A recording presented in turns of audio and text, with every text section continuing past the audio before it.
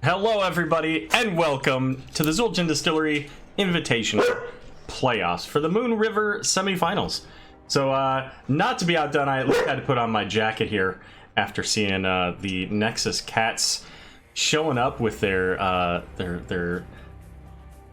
suit jackets, and I mean, I can't pull off the seduction that that Arthanaut can bring up, but I do have my good friend Alpha. And she will do all the seduction in the world. She's got it all for you. But tonight, we're going to see number 2, Tickle Me Tassadar, facing off against number 3, Lurk Patrol, in pretty much, you know, a story as old as time. As Lurk Patrol and Tickle Me Tassadar are facing off in the regular season. At the very end of the season, they faced off at the end of NGS Season 7 and in the playoffs.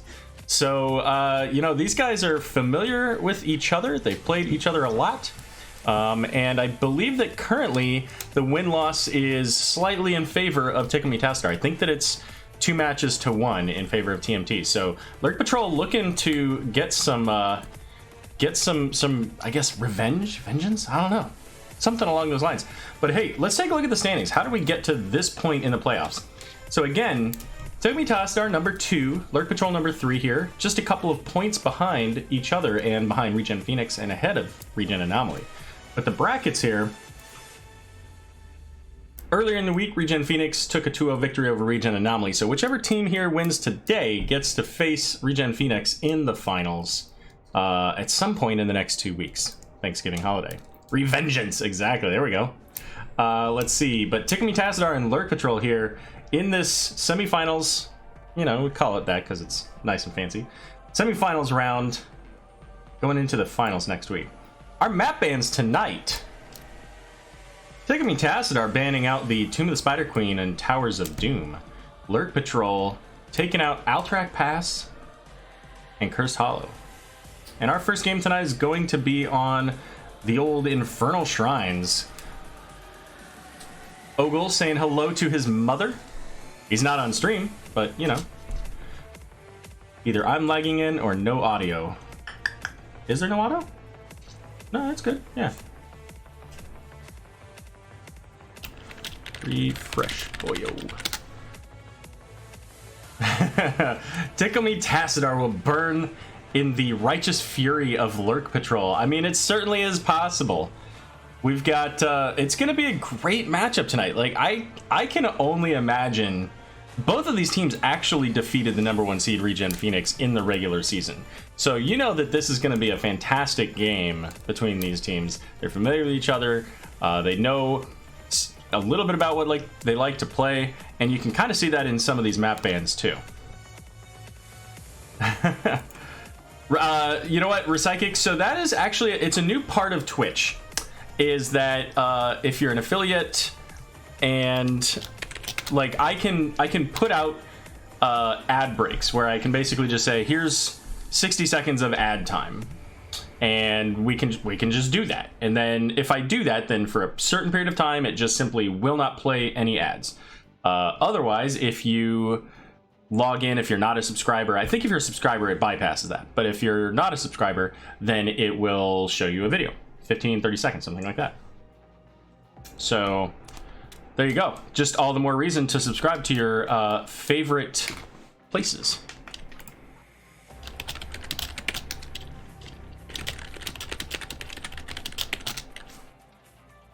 So welcome everybody, glad that you could join us. Alpha is gonna do her absolute best to showcase the wonderful talent that we're going to see tonight. We are waiting on just one last player here. They're all in the lobby, but they had to, I don't know, you know, hit the ladies' room or something. I don't know. Recyclic. I know, right? Recyclic. Make sure that Ogle dies a lot. Well, there you go. Fair enough, bashing. Oh, my goodness.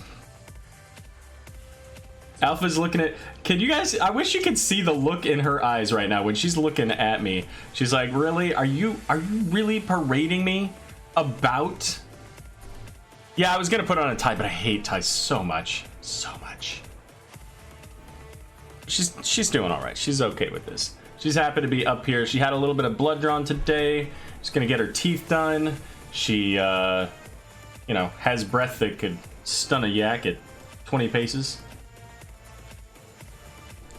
So they had to check her out and make sure that everything was good.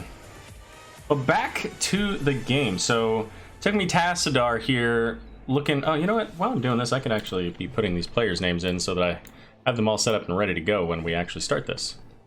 But Tickle Me Tassadar showing up with, you know what? Let's tell you who's playing for the teams tonight. We've got Thickon, Serenian, Broom Boy, Bashing.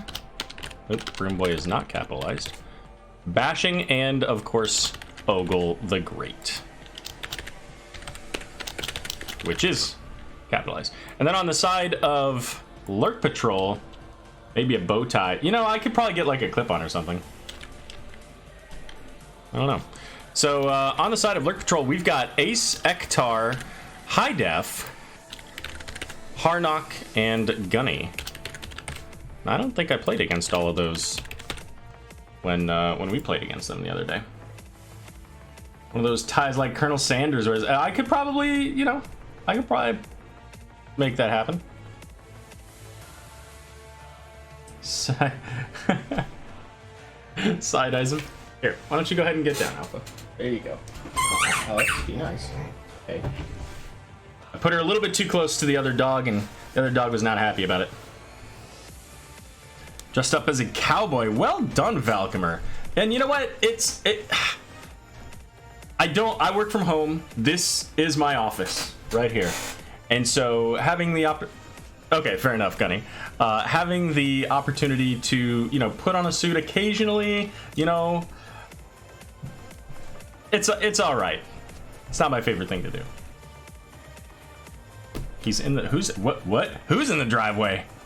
Oh, the tank. Well, this gets interesting.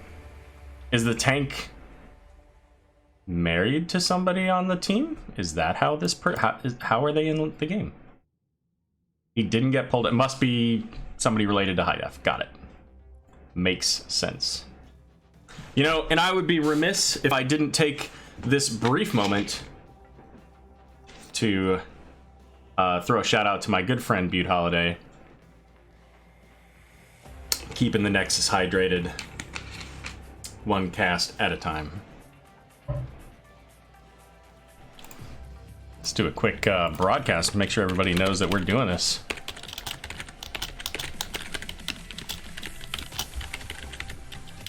TNT versus LP.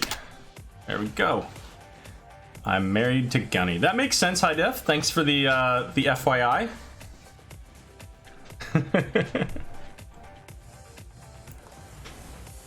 Maybe they have phones. You know what? Nobody has phones these days. Exactly. Who are we waiting on? Gunny is pulling, or no. Is it Gunny? Swing and miss, or tank me. I don't know, whatever. Oh, Nate? Well, now I'm confused. Why are we waiting on Nate? There's 5 people in the chat.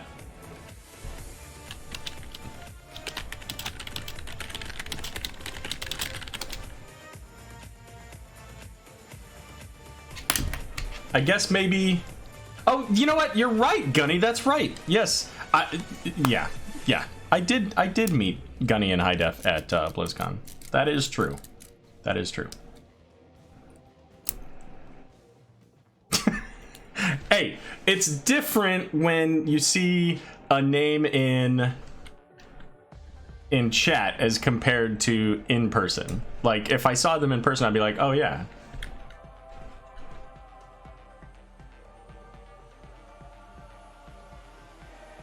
I mean, I've always said it as high def. Yeah, like Ektar just posted there. High def, like high definition. All right, so high def is out. FPS Nate is in, and I think we're ready to go.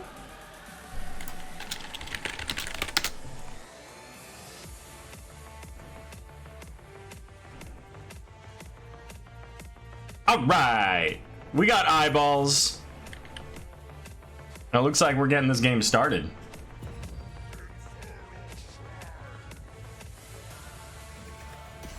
Oh, I forgot the Discord on this one. Let's turn that off. Ladies and gentlemen, welcome to Infernal Shrines, the first map going to be played between Tickle, Tassadar, and Lurk Patrol.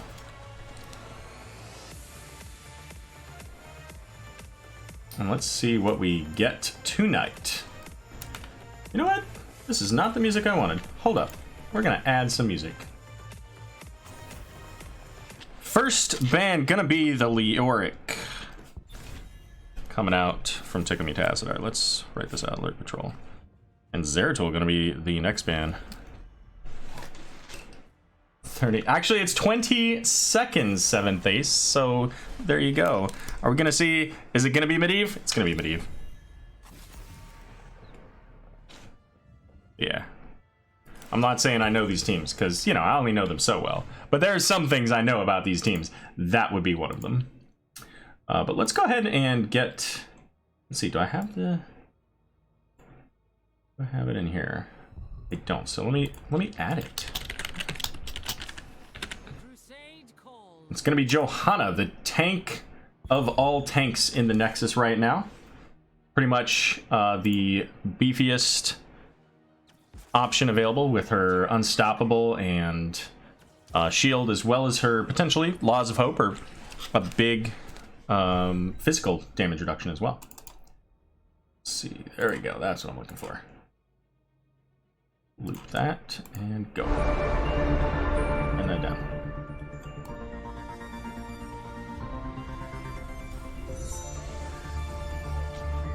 We'll project that even more. So it's going to be Gul'dan coming up with the Johanna. By the way, Diablo and Artanis on the side of Lurk Patrol. Bashing going to take the Lucio away from Ektar, so that's going to give Ektar probably, I'm going to say probably Anduin. But it's going to be a Chen band coming out. Let's write that down as well. So already have the tanks on the side of Lurk Patrol, so a healer, some damage, presumably a healer. It could be, I don't know, maybe they go Abathur. They go just straight Abathur as a healer comp. It could happen. My old boss, who is Thicon. Well, there you go. Anduin's gonna be the band. They don't want to see the ye old King of Stormwind running with scissors. So not today, they said. And you know what? With the Artanis and Diablo, I think that's actually a pretty good call, because both of those frontliners want to engage in, and Anduin allows them to kind of combo into that Light Bomb or a Leap of Faith back. Modern solutions. There you go. There you go. It's going to be Alarak and the Kael'thas, though, so a little bit of interesting setup here. So you've got the Diablo and Artanis with displacement, you got Alarak displacement, and then you got Kael'thas to just kind of make it suck for everybody else. He's going to have those living bombs that are going to spread all over the place off of the minions on this map, and he's going to have the Flame Strikes as well for area damage, potentially some zoning, but it's going to be Hanzo and Rexxar.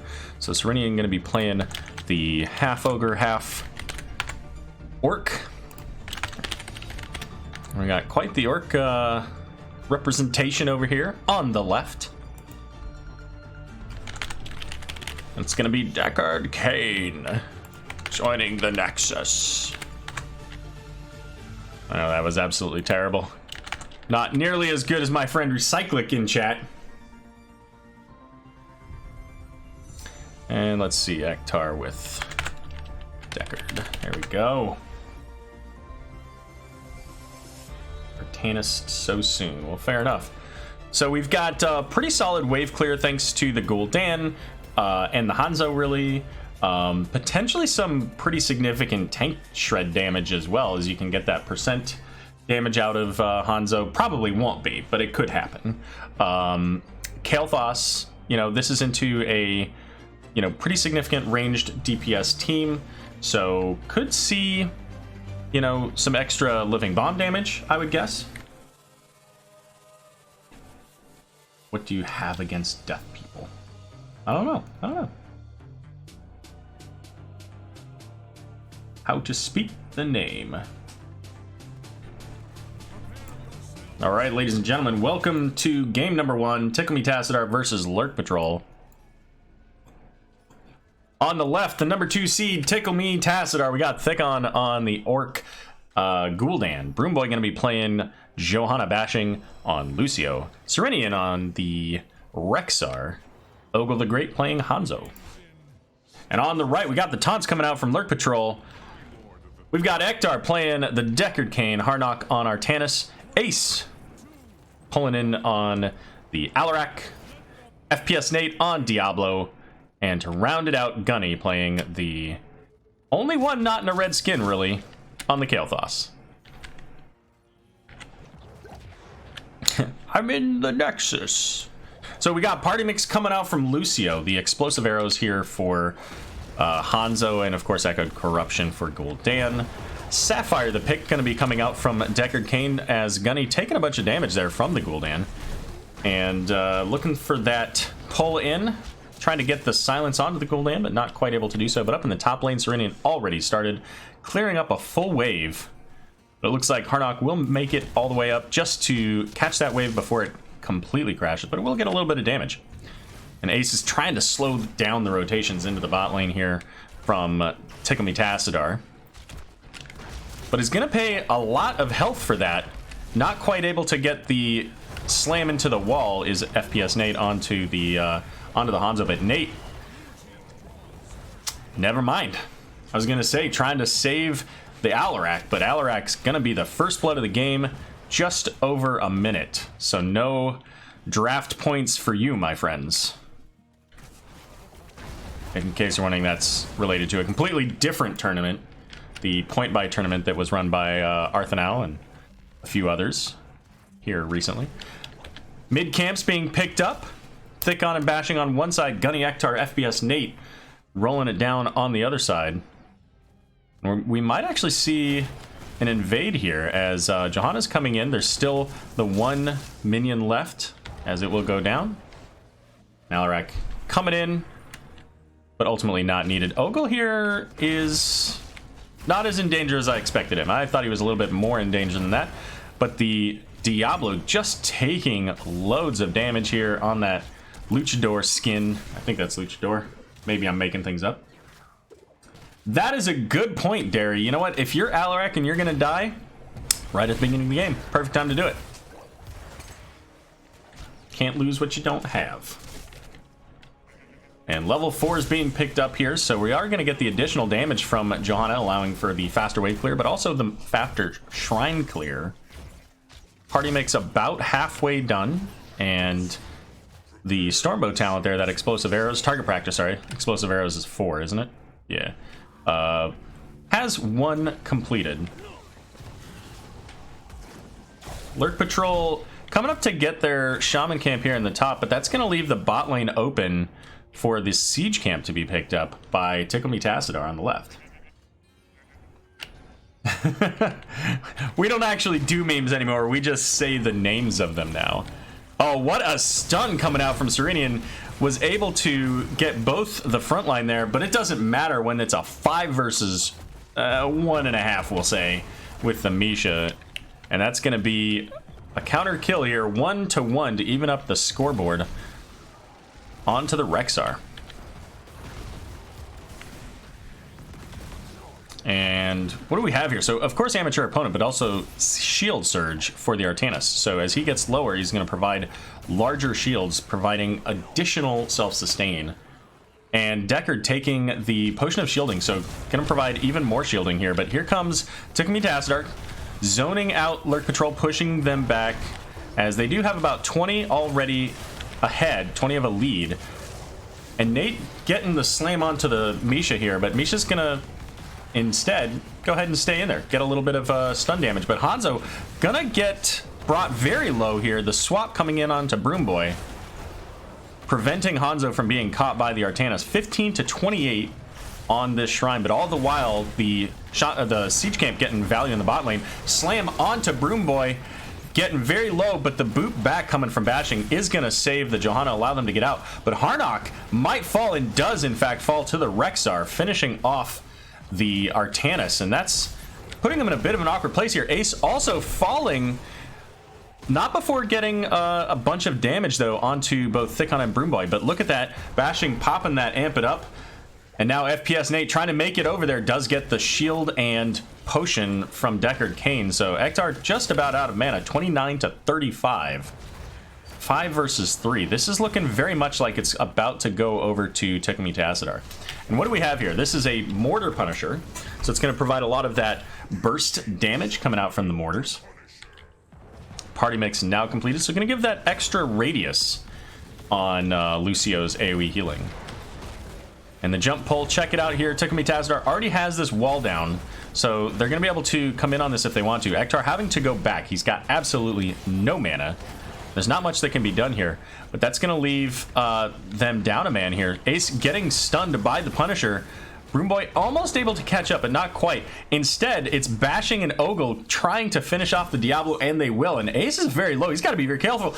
Never mind, not careful enough as those mortars finish off the job.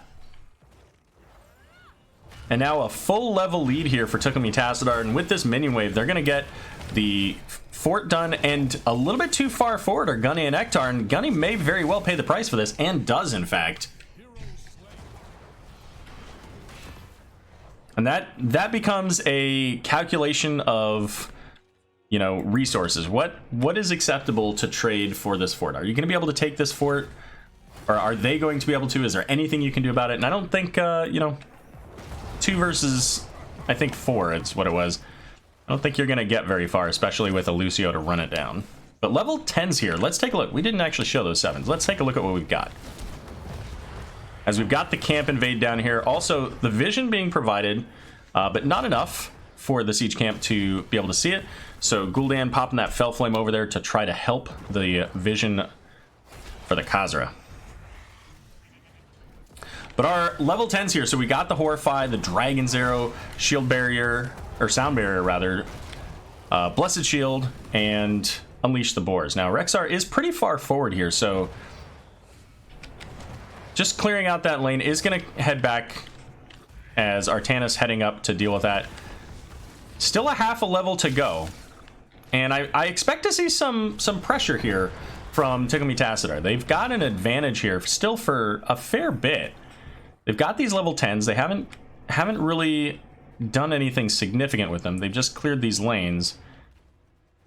And it looks like they're going to take the time now to come in on this camp. Artanis doesn't know they're here. Is about to. But I think he's safe. And now the level 10's online here for Lurk Patrol as well.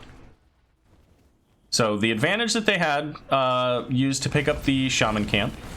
Now on the other side, now these ultimates are going to provide a huge amount of value. If they can get these combos, Tickle Tassadar is just going to get deleted. So we've got the Stay a While and Listen along with the Apocalypse. We've got the, excuse me, the Suppression Pulse, which is not, you know, it's not going to provide a ton, but it'll certainly slow down damage coming from the Hanzo, even the Lucio. You know, not a ton of damage from him, but it's all, every little bit helps. We got that Phoenix as well. Hanzo getting flipped, has a living bomb on him, so he's not going to die to that, but is going to get very low. And the root not quite able to land either. We also have that Counter-Strike here from Alarak, so look for that Stay a While and Listen into the stun is what I'm assuming they're primarily looking for. We've got the Phoenix to help provide not only some shrine clear and some zoning, but, you know, a fair bit of damage as well. And the Shaman camp picked up here for Tickle Tassadar. That's going to give the pretty quick shrine clearing team of Lurk Patrol the opportunity to get almost halfway there before there's any kind of engagement here from Tickle Tassadar. So we see Alarak looking for this flank. Let's zoom out a little bit so we can watch this. There's the blade dash in from Harnock, but here comes the Dragon's Arrow, and Apoc coming in, gonna get the flip. Misha's gonna go down. Bashing gets stunned, but not enough follow-up damage to complete the kill. and sound barrier used, but Ogle on Hanzo there very low. Is going to get pulled in by the telekinesis, but not able to secure the kill as bashing pushes him back. And never mind, possibly... Oh, the silence just a little bit too late there. And the jump outside of the wall, pulling them in, gets the kill onto the Lucio. That was a fantastic telekinesis, allowing for the Punisher to get the assist. And this Punisher still has a lot of health. It's going to demolish that wall, and they're looking at this fort now. The jump, this time onto Johanna with the Unstoppable. But Alarak and Diablo both looking for this catch onto Hanzo. Hanzo did get stunned there, but not quite in a position for the team to follow up. So they're going to back off, get onto this fort, and start looking at their next opportunity here. Still about half of this Punisher available, as Rexar in the mid, Artanis in the top, working on that soak. Both teams have level 13s. And we're going to see this sidewall go down. I think, and yeah, I was going to say, I think that ideally with this, I think they could have spent a little bit of that time while that Punisher was going down, just coming up and grabbing maybe this camp here, or even the bot camp, to keep pressure elsewhere, because that Punisher was already about half health, and they were going to pull it over. Either way, it was going to die pretty quickly, but that's okay. I mean, they did get some pretty decent damage overall. They got that sidewall down, so the next time they come down here, they can get right into it. They don't have to worry about any kind of poor positioning. They have a way to get out. You know, I guess there's not really any way for them to get flipped onto the other side or anything like that, so... Talents. Let me show these again. Oh, I just showed them. Never mind. So much Misha violence. I know, right? So 4v4 here. Diablo going in to pull onto Johanna, but she pops that Unstoppable, getting that Iron Skin up just in time to prevent for that silence. And Rexar's coming down here. We do have this bottom siege camp here, so Tassadar has to respond to this. Artanis heading back up to catch this soak in the top lane, make sure that it doesn't get any more damage onto this wall. But overall, other than the fact that Lurk Patrol is down a well here in the middle, a very balanced team fight, very balanced structures. Everything's pretty equal right now, other than the fact that Tassadar is about a full level ahead. And as I say this, never mind, because it's going right into one more fort down here for Tassadar. The rotation from Lurk Patrol a little bit delayed, and Artanis is still up in the top lane, so unless they can get a really isolated pick here, and that wasn't it.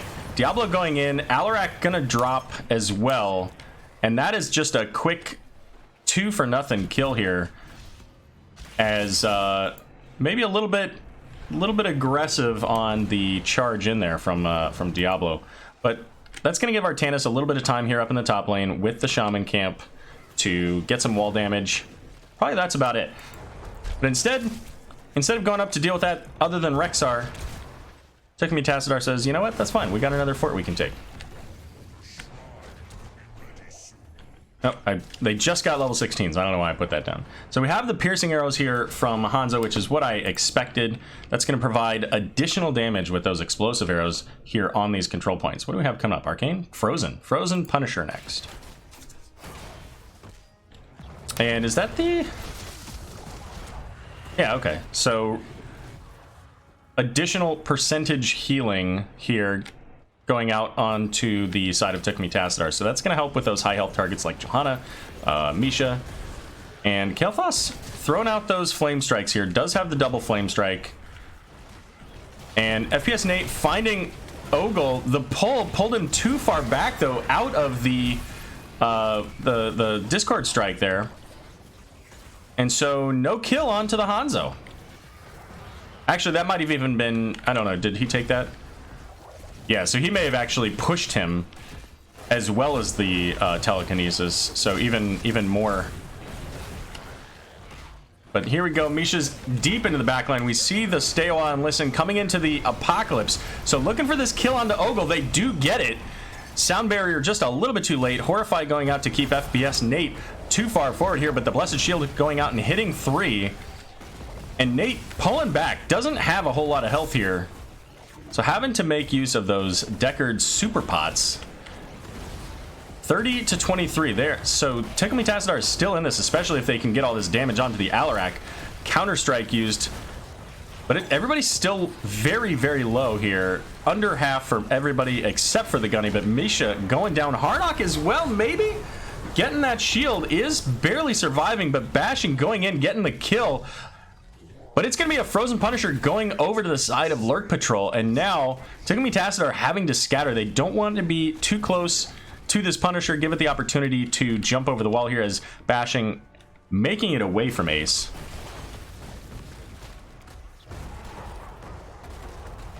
And there we go, 18 to 17, the main wall down here, but again with Harnock down, that's putting Lurk Patrol in a bit of an awkward place because they can't go too far in, not with as much CC potential as Tickle Me Tassadar has. Genji, welcome. Thanks for the follow. Much appreciated. Hope you enjoyed the show tonight. Both teams working on siege camps here. The bot lane going over to Lurk Patrol. Tickle Me Tassadar getting their mid lane camp. And with Misha and Rexar up in the top, do we see Kael'thas? Yeah, I think they saw Kael'thas was there. So they know that he's not there. They're probably coming in onto this camp. But Tickle Me Tassadar instead playing a little bit safer. They don't want to give Lurk Patrol the opportunity to get any kills here and catch up. They're about a half a level away from level 20. So they're going to be relatively conservative until they can get that 20. And then I expect to see some hard pushing here. Yeah, I think with Amp It Up, the crossfade like gives you a little bit, like I don't think it gives you full mount speed, but it's pretty close for that period of time. So level 20 is just coming up, and Lurk Patrol recognizing this, coming in to try to get this camp out of the way before Tickle Me Tassadar has the level 20s, but they're not. Well, never mind. I was gonna say they're not doing it quickly enough, but Tickle Me Tassadar stayed back. So that camp is going to go over to Lurk Patrol, but here's Johanna catching the Diablo on the rotation. Misha as well getting this done, but that double frame strike. Yeah, the double flame strike. Words are hard, guys. Going out to provide some zoning, as I mentioned earlier in the game. So we do have that Shaman camp going to be pushing up in the top, but with level 20s here, Tickle Me Tassadar wants this fort. They want to set this up so that all three lanes have occasional catapult pressure, but Johanna's gonna get flipped and stunned, and keep in mind she does not have indestructible. Here comes a big Hanzo arrow, gonna interrupt the stay a while and listen, but it's gonna be Johanna going down first. Lucio securing the kill onto Arctanus again. Diablo getting a lot of damage out onto Misha, but not quite able to kill her. Gets her down to double digits here. Level 20s. What do we have? We've got the root potential here from Boars now. Oh, what's this? Oh, nothing. Just Diablo things. But we've got the upgraded sound barrier, so that's going to be available every 30 seconds. Play of the game from Hanzo, allowing him to effectively have a global. Also, some additional damage when he hits with his Dragon Arrow. We've got the Haunt from Gul'dan, giving him the additional time, but also the armor reduction. And what did I say? I don't even know the name of this shield talent. Radiating Faith, getting that additional damage and, or I'm sorry, not damage, but additional targets and duration. Now, Alarak put up here aggressively is already at half. This could be a very big challenge for him, getting a lot of damage out of that Counter-Strike here. Diablo going in onto the Lucio. And there goes that sound barrier. That'll be back up in 30 seconds here. Ace finding his way to the super pots, getting healed up. And it's even 8 to 10 on the Shrine defenders. So here we go. We've got, still have a couple of ultimates from both sides. And make that an important combo now with Stay a While and Apocalypse, both available here on the side of Lurk Patrol. So expect to see that soon. The Radiating Faith, big Blessed Shield going out, but the Horrify effectively negating the Stay a While. Now Ektar in danger here, getting tons of damage from the Gul'dan. But so far, everybody's still alive.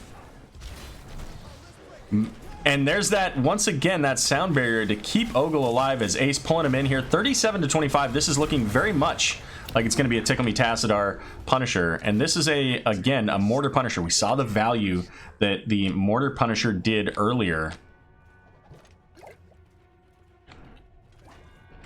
Got a couple of kills, or at least one kill on the wall there. So, all right, the sidewall is pretty low here, but doesn't look like they're specifically targeting it. It just happened to fall. Other level 20s here, we did get the extra suppression pulse. We got the flamethrower here for Kael'thas to be able to throw those flame strikes even farther here. The jump along with the dragon arrow gonna secure the kill onto Artana, sending Harnock back into the graveyard, and that's gonna be the first keep going down. The Punisher is very low, so I'm not sure if Tickle Me Tassadar can completely finish off here. They only have the one hero down, but the core is already out of shielding. Lucio popping off the shield here, the sound barrier. They did get some core damage, but it looks like they are going to go ahead and pull back.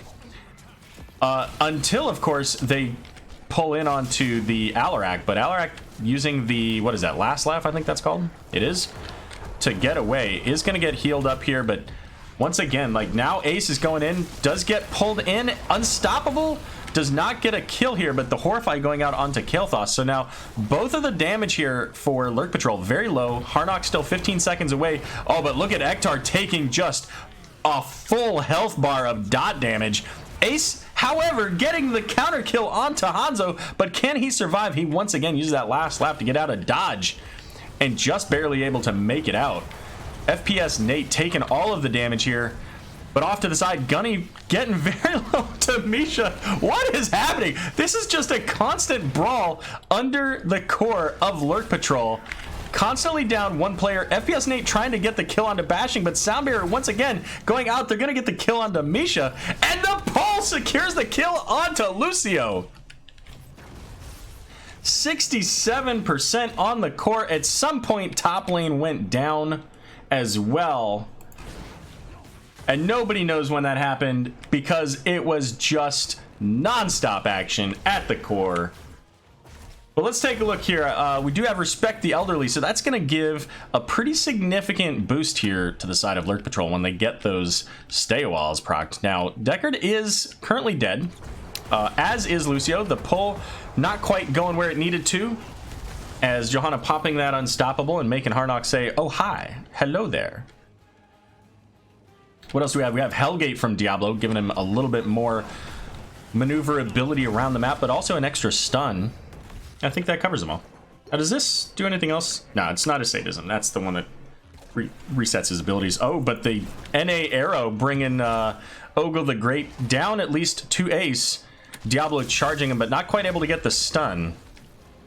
And you know, this is, interestingly enough, I hadn't considered this. I don't know if the rest of you in chat maybe noticed this at some point, of course, because I haven't been able to read chat. There's just been so much action. But we have both a Hanzo and a Lucio into a Diablo. Feels really challenging there. Now this is interesting. A very aggressive camp invade. There comes the Apocalypse. Huge zoning, but unfortunately no stuns of it. Horrify going out. Blessed Shield as well. A big root. And there comes the Stay a While and Listen. So silences and blinds. FPS Nate is going to fall as well. But that's looking to be it. They got the Misha and they got... Oh my goodness. Harnock taking all of the damage in the world. But here they're looking for Ogle. Can he get the telekinesis? I don't think he has the ability yet. Oh my god. But the... Oh jeez. What happened to Ace's health? That had to be a last laugh kill. That had to be, right? He had to use... not that one. He had to use that because his health went to nothing. And I just don't think there was enough damage on the other team to do that quickly. But this Punisher is game, I think. I don't know that there's any way for Lurk Patrol here with no Alarak to defend against this Punisher. This keep is already down about 20% or so, roughly. But we'll see. I mean, Artanis has amateur opponent, so he can burn it down pretty quickly. Alarak will be up soonish. Welcome, Valken Wreck. Much appreciated that you guys are keeping chat active. So we do have Hanzo up here cleaning up the lane. Look for this Dragon Arrow coming in onto the team here from downtown. I can't wait to see it. Here it comes. Let's watch it. Where's it gonna hit? It's not gonna hit anybody. And Hanzo didn't push the button, so Hanzo is out of this. This gives Lurk Patrol a huge opportunity now in this 5 versus 4. The Punisher jumping out, getting the Blessed Shield though, and that's gonna secure the kill onto the Artanis. And now there goes the Counter-Strike, but instead the Boop gonna pull Ace. Huge stay a while though. Not, I think, gonna be enough, as the Punisher chasing down the kill out onto Alarak leaves just the Kael'thas for damage. And while Kael'thas can do a lot of damage, it's not gonna be enough to defend against this Tickle Me Tassadar push. And that's gonna be game number 1, going over to Tickle Me Tassadar. Yes, that is correct. So last laugh. Let's take a look at that talent here. Showcase that. It allows you to teleport away, so you get rid of all those slows and roots and everything. But if you don't use all of your abilities on a player, you just get 1 health. And so I think what happened there is that Ace was trying to go for that kill, didn't get all 3 abilities, fell to 1 health, and honestly, I don't think that was, you know, on purpose on the enemy team. I think they were just putting damage into him and happened to be at the right time to get the kill, because it was pretty much instantaneous. Thank you, Recyclic and Valkymer. Appreciate it. So there are our talents. Let's take a look at the statistics for that game. 16 kills to 7. Quite the brawl between these two teams. As game number 1 going... Oh, I didn't put up the stats page. Let's put up the stats page. Let's get rid of this. There we go.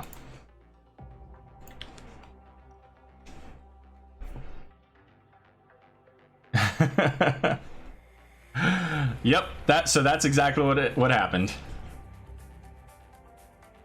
All right, so game number 2 coming up here soon. And keep in mind, this is a single elimination best of 3. So Lurk Patrol needs to consider what's going to be the best opportunity for them to get back into this. A map pick, a first pick. What do they want to be able to come back against Tickle Me Tassadar? And there was a lot. The Radiating Faith from Johanna got just an absolute ton of value, especially with the combination of the Punisher jumps, the roots at the end there. I mean, Harnock was CC'd into the ground between the Punisher, the Blessed Shield, the Horrify. Obviously that hit the Diablo as well. Your arrow would have hit. Fair enough. Indeed, Ogle. No, you know what? It was a fine arrow. It didn't even need to hit because you were using it as a global. The only problem is you didn't use it as a global. So there you go.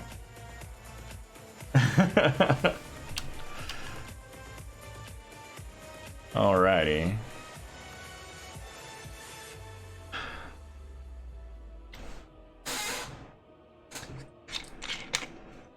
Gonna do my... Hold on. Straight out of a Coke commercial product placement. They don't pay me, it's just this good.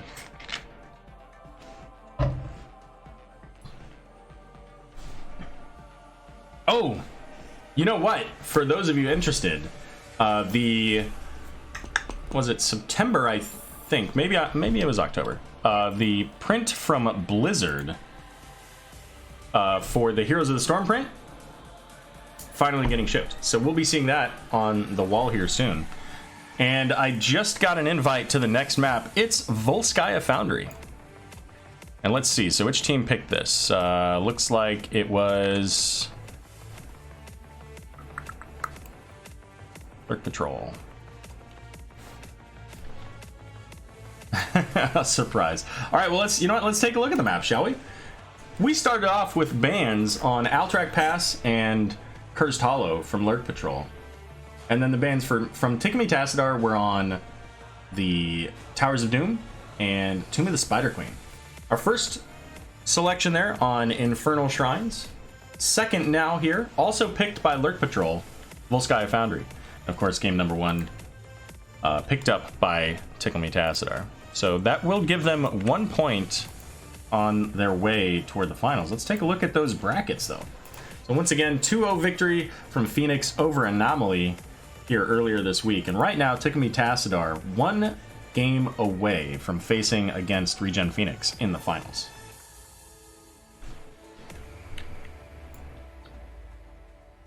There we go. Volskaya A. Gaius Julius Caesar.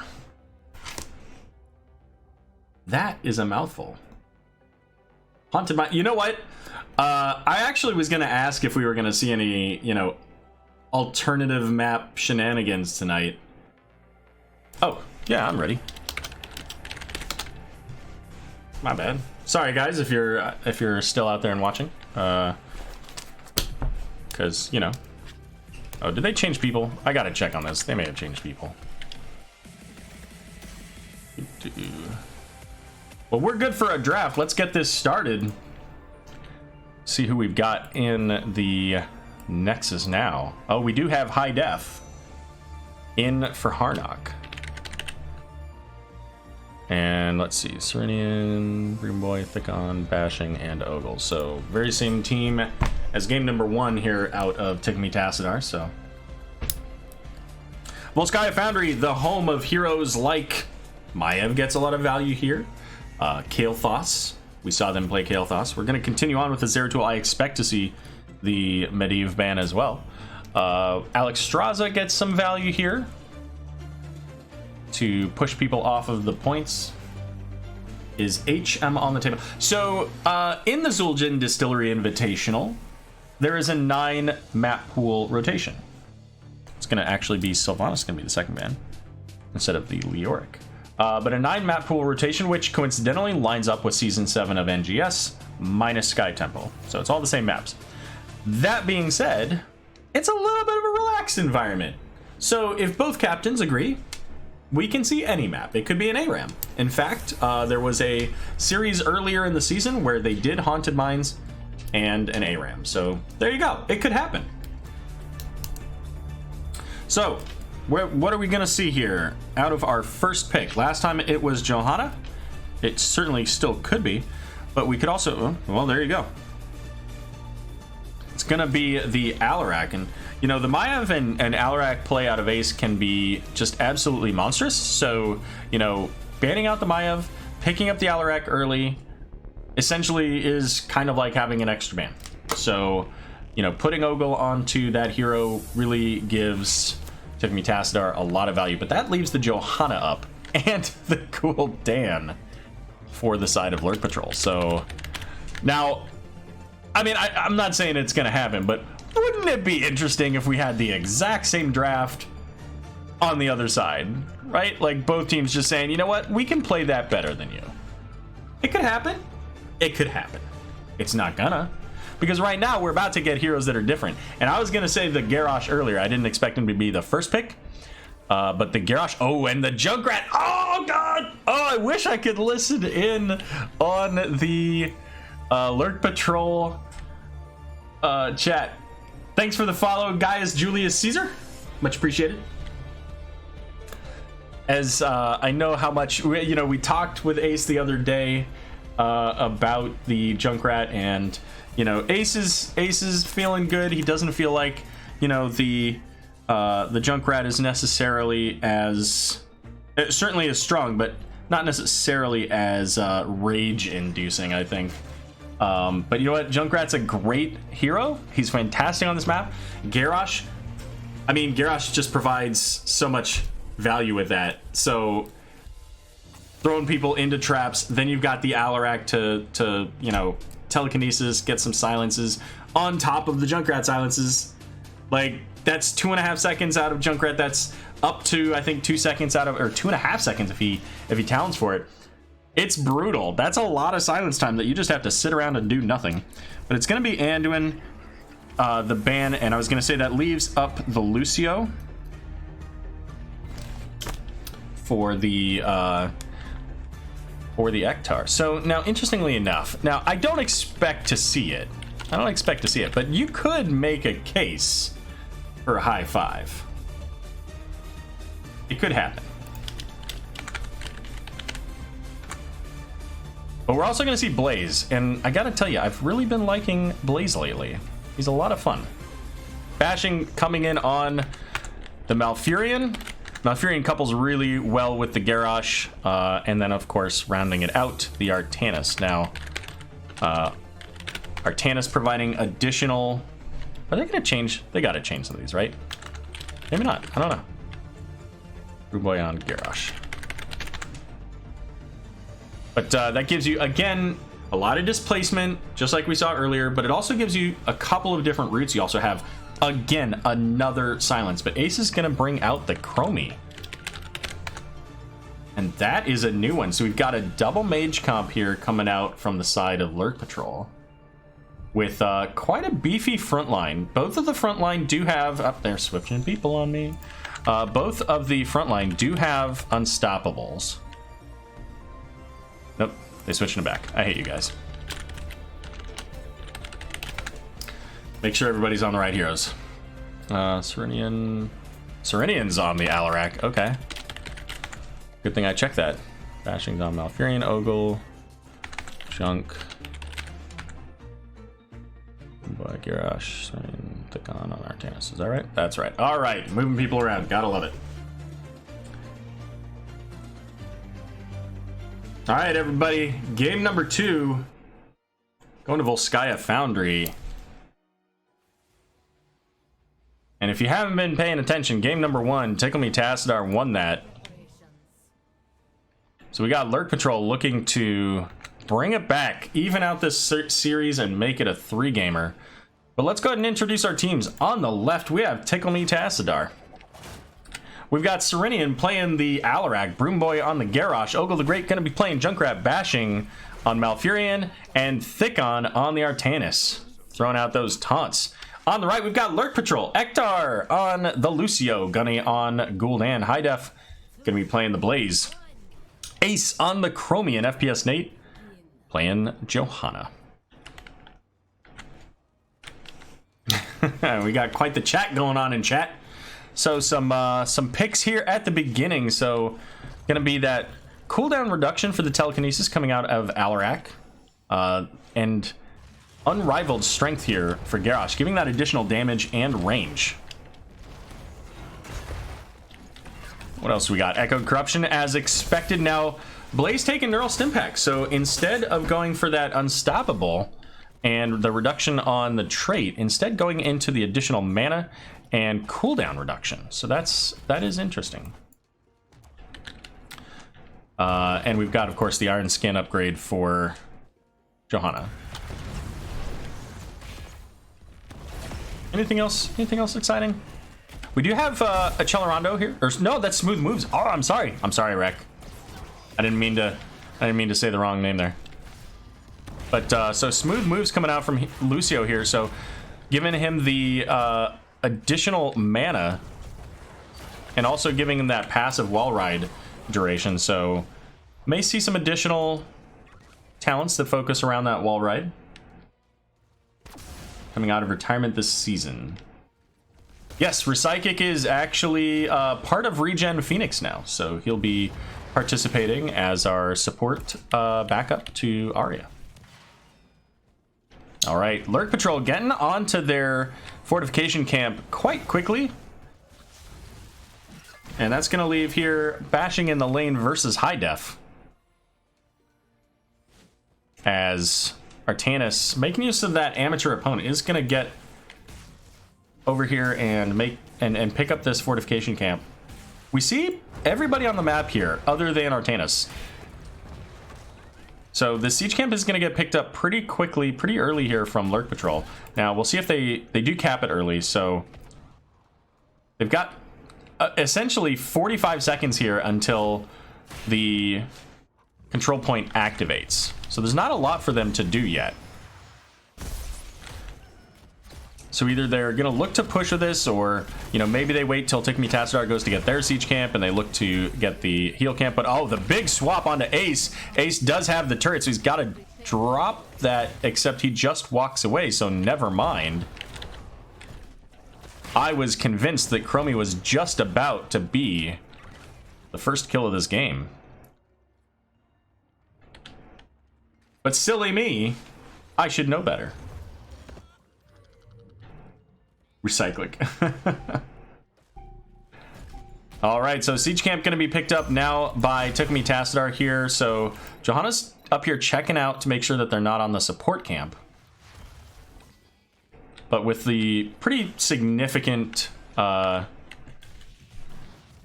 commitment to the control point. Well, never mind. Once again, Ace here making a break for it. This time gets thrown out. Drops the turret because there's no making out from that one. And that's going to be first blood onto the Chromie. So I was correct. I was just a minute early. I could see the future. And at least right now, Lurk Patrol doing a pretty good job of holding on to this, as Junkrat in the top lane is clearing that out so that he can get that siege camp to provide some pressure onto this top wall. But 75%, 3/4 of the channel is completed here. FPS Nate versus Ogle. Not quite going to be able to get that kill is Johanna. Just not enough damage coming out from the Crusader. And the siege camp going to be cleared out, which now leaves both teams here at level 7. And Lurk Patrol going to come back in. See what they can get going on this control point. Or finished, I suppose. The throw onto Lucio, the groundbreaker stun.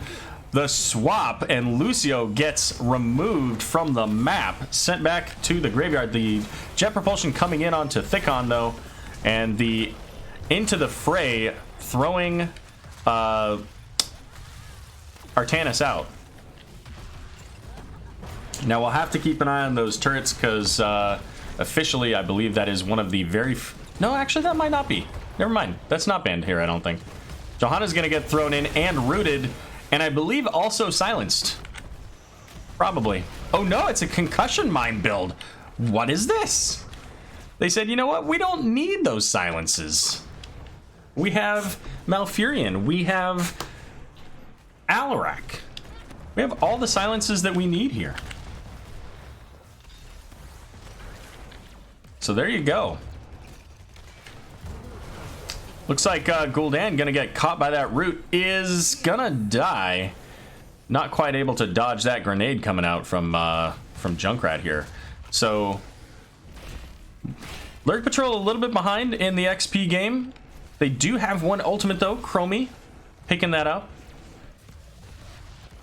And we'll have to see, where does that temporal loop go? It's not likely to go onto the garage, at least not right away, maybe later. Probably not going to go onto the Alarak. I think any of the other three are technically okay, but Ace getting booped over the wall there is going to be safe. FPS Nate taking a lot of damage, trying to pop the Unstoppable, see if maybe that Johanna could get in there and grab both of those two when they came out, but not quite able to get the Protector down quickly enough. And they're looking for the throw. Iron Skin coming out just probably in time to keep Johanna from getting thrown there. And it is going to be Warlord's Challenge Purifier Beam coming out from the Artanis. Also, Counter-Strike, as expected. It is going to be Riptire and Twilight Dream. And with level 10s here, this time being a little bit more aggressive than they were in the last game, getting in onto these camps almost immediately. Go, Ogle. All right, checking those bushes. What is this? This ain't no Storm League. Lurk Patrol now level 10 as well. We've got that Temporal Loop, Sound Barrier, Combustion, Horrify, and Blessed Shield. And we've got Ceridian popping off that Telekinesis to get himself out. It's going to be Garrosh throwing the Gul'dan in. Big taunt onto Johanna as well. It's going to be Gul'dan getting taken out. Here comes the Riptire, probably looking for that Lucio. Not sure if it can get there. It's not going to, as the fort shutting down the Riptire. No damage for you. And important to note, there's no time traps here either, so there's no way for Chromie to potentially save Lucio either. So that was all or nothing on getting that Riptire killed before it made its way to the target. High Def recognizing that suddenly there are no blue people on the map. Pulling back. Right now here, 11 to 12. Next control point will be in the top lane. And it looks like they're trying to chase down the Junkrat, but that's not going to work out. And the big silence going out onto the Johanna, the Root. Not quite able to catch Johanna. She's able to pop her iron skin eventually and get out of there. But with that concussion mine, that's pretty much all about Junkrat being able to pick up that biotic emitter. Not a whole lot other than Johanna. Nobody else can go in and stand on that point. And once the iron skin expires, Johanna's out anyways.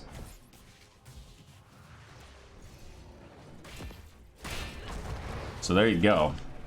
Slowing Sands, you know, Slowing Sands is a lot of value here on this map. So, you know, I've seen Temporal Loop just absolutely demolish a Garrosh. I've been on the receiving end of that, so, you know, I'm not going to complain. In fact, it was Tickle Me Tassadar that did that. Specifically, Ultanium. So there you go. We did get a time trap down here, however, onto the Junkrat, which set up the just absolute destruction, which also gives Lurk Patrol the opportunity now to pick up that biotic emitter and get onto this control point. They'll be 13s in just a moment as well. Ace with the absolutely massive time trap to set that up.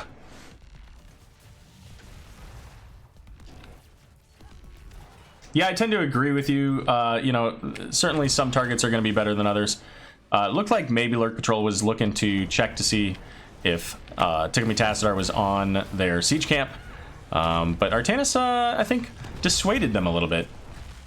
But that gives Tickle Me Tassadar the opportunity to get down there, pick up the fortification camp. We're at 65% now on the channel. So we have 5 versus 5, 2 turrets versus 1 biotic emitter. And up to 81%. We did hear the time traps go off there. Doesn't look like they hit anybody. So also that swap from Artanis not quite able to land. The big throw out onto the Blaze gets taunted into the Root. Sound barrier coming out, looking for that biotic emitter, but they're silenced. High Def getting very low. There's the biotic emitter. A little bit late, but High Def is going to be able to make it out. Double turret there onto Johanna. So Lucio trying to heal up the backline here as Gunny and High Def both very low, but the pull, the throw, I don't even think the laser was necessary as Johanna just getting taken out into the siege camp, taking the damage. Ultanian is actually no longer a free agent. Ultanian is now a part of Regen Retro once again. Siege camp going to be picked up here by Lurk Patrol to help them to get back into this, as Johanna will be up in 5 seconds. I think that's enough time for Johanna to get here. 60%, yeah, so Johanna should be able to get here before this channel is done. So still 1 turret available. Serenian's got it there on the side of Tickle Me Tassadar. And we'll see what's going to happen. This is it. One team walks away with a protector. Big swap going out here. Broom Boy is surrounded by health bars, pops the Indomitable, and throws out the taunt, but is not able to land it. Broom Boy is gonna get taken out, but it's gonna be Junkrat's Riptire getting loads of damage here. Shields coming out from Ektar to keep the backline alive. They are so very low. Thick on getting taken to low health, but uses his Blade Dash to get in onto the Gul'dan, and Alarak finishing the job. So a 1-for-1 so far. Jet propulsion coming in onto Ogle, and that's going to be a kill onto the Junkrat. The swap onto Blaze, and Thickon still so low in health, but has those shields keeping him up. Ace and High Def so low as well on the side of Lurk Patrol, and Ektar just going ham right up in the face of Tickle Me Tassadar, and the kill secure onto Malfurion. The Triglav available for Lurk Patrol, and that's going to give them for sure this top fort. What a crazy, crazy fight that was, and no doubt the MVP of that fight, Ektar, with that massive sound barrier, keeping the team alive, keeping them engaged, and running it down, basically 1 versus 3 into Tickle Me Tassadar, pushing him off and helping to provide vision and make sure that Crummy can finish off that kill onto Malfurion. So absolutely fantastic play there from Ektar. We get the wall down, so that's XP. 16's now available for both teams. That's going to be well. Setting up down in the bot lane. Gul'dan, however, getting thrown, taunted, rooted, swapped, and deleted. What do we got going on here? So Lucio making his way up, calling for Blaze to come along as well. They got 10 seconds left on the Triglav, so just trying to get what they can here. Now, gonna have to get out of this. High Def did try to jet propulsion, but gets thrown away. And there goes the Twilight Dream as well to secure the victory on the Blaze kill there. And that's gonna give, once again, another turret over to Tickle Me Tassadar. So Lurk Patrol got a lot of value out of that push, but they also traded a couple of deaths for it. And this is an interesting place for Ace to hang out. I wonder if he's actually disconnected. We see the ping. Yeah, I was gonna say. Looks like Ace is in fact. Uh-oh.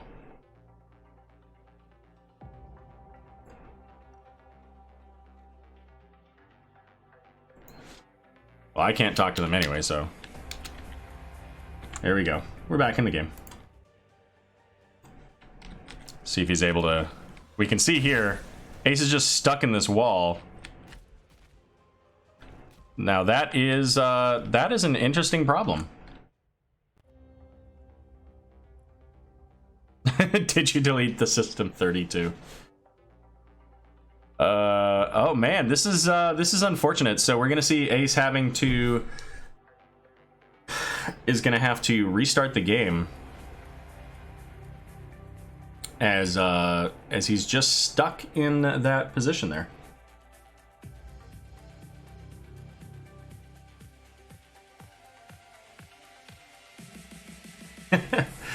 Trying to catch up on chat here as Recyclic and Valcom are having all kinds of conversations over here. Yeah, you know what? You know, swapping out people in the Protector certainly could have provided some value there.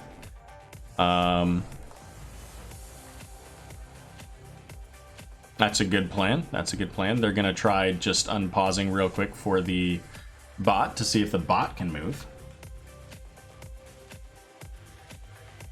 Because if it can, maybe it gets off the conveyor. And Chromie is just stuck. And I can't even talk to them. Oh, this is unfortunate. Oh no. So both the AI and... Oh no. That's actually kind of funny, but it's not a bad idea. It's not a bad idea. So the conversation now is that they may try to use a Junkrat mine to boop him out.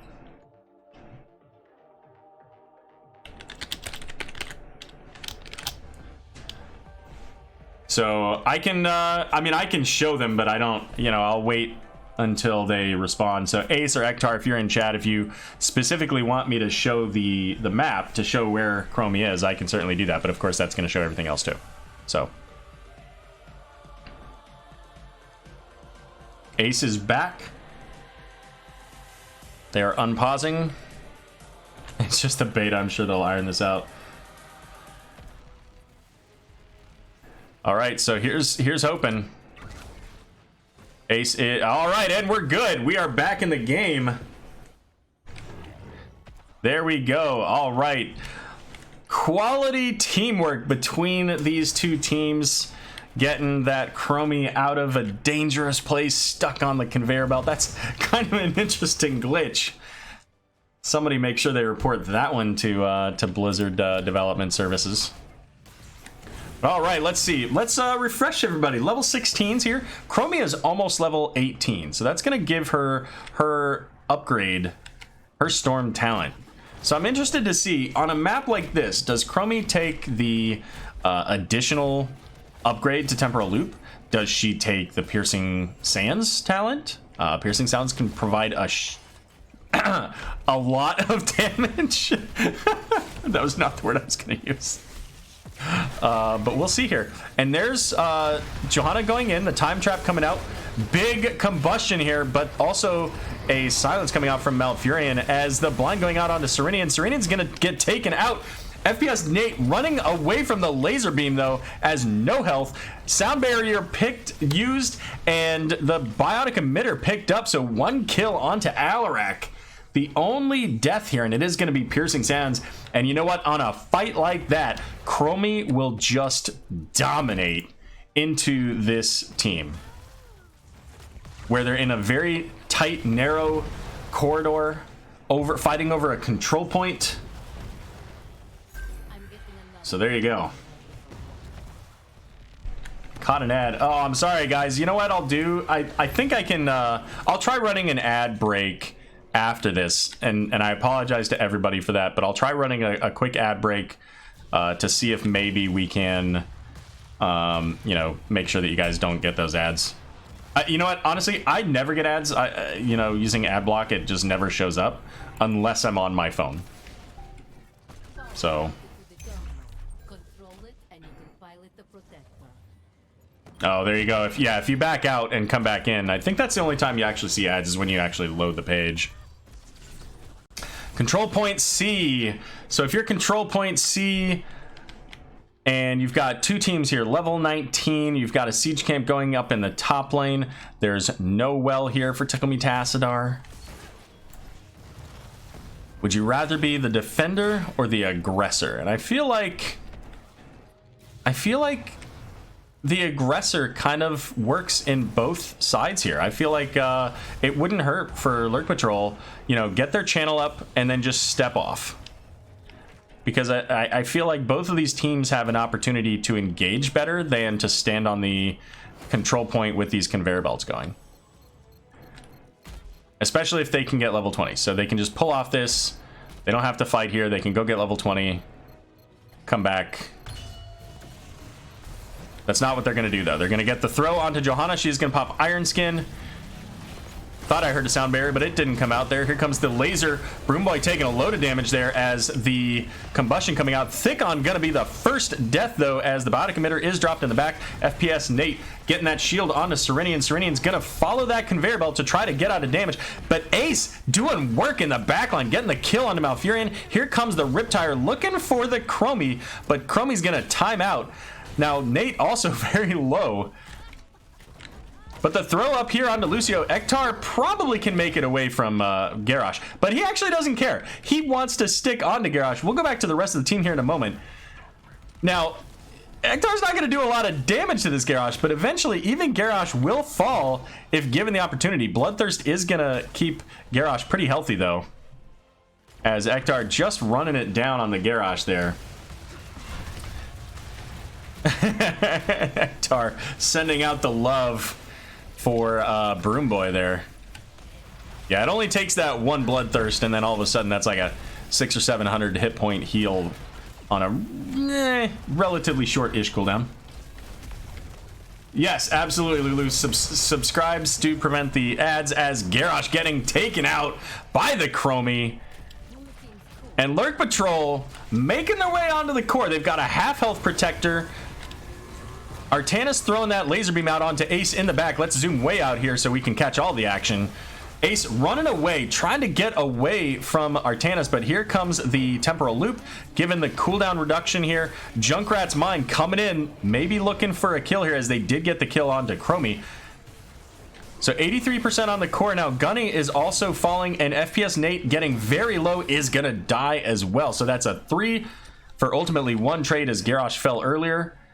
And there's still a siege camp up here in the top, and it got the wall down. So Lurk Patrol needs to be really careful. This is not what I would want to see from them as a 2 versus 4, trying to pick up a camp where they know that they're coming. And this is, that's a lot of time that they spent there. I feel like they could have maybe gone up to top, but the top's a long ways away. And the siege camp is going to get cleared out here by Blaze.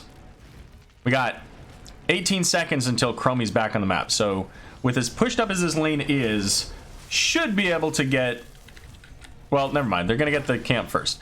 Then they're going to maybe try for the fort, because I don't know if they can now. Chromie's going to be up in 5 seconds. And while this is now a 5 versus 3, Chromie can put out a lot of damage. So we'll see. The throw out onto Lucio. Lucio getting stunned by the wrecking ball there. Here comes the Junkrat as well. Ektar going to be able to make it out. It looks like Malfurion not so lucky. The laser beam going out onto High Def, and High Def getting slowed here, trying to make it all the way back, but Artanis is going to get caught. Gets a big shield. Didn't even see that Alarak kill. Let's zoom all the way back out. Again, High Def is going to make it out. Thickon getting just tons of shielding. Living forever, but eventually does fall. So that's going to leave just Garrosh and Junkrat to defend, as Lurk Patrol making their way over. Presumably through bot lane to find themselves a core. They do have a couple of catapults as well. And, oh, by the way, they actually also managed to pick up mid in that process, so they have a little bit more of an open map as they want to do this. Turret coming out, Junkrat getting the Riptire value now at level 20. Did he take the upgrade? He did, so a short cooldown, but only hit 2 people, so that's not short enough to get an instant. Combustion coming out as well is going to bring Ogle down very low. A lot of damage on the core, and that's going to be game number 2. Going over to Lurk Patrol. It looked a little bit questionable there for a moment, but they made it happen.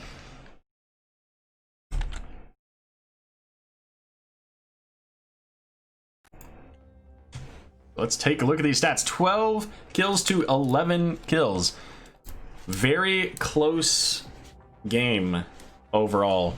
And that's what you would expect out of 2 teams that are familiar with each other, that have played each other 4 times in matches here in the last, I guess, 6 to 8 weeks or so.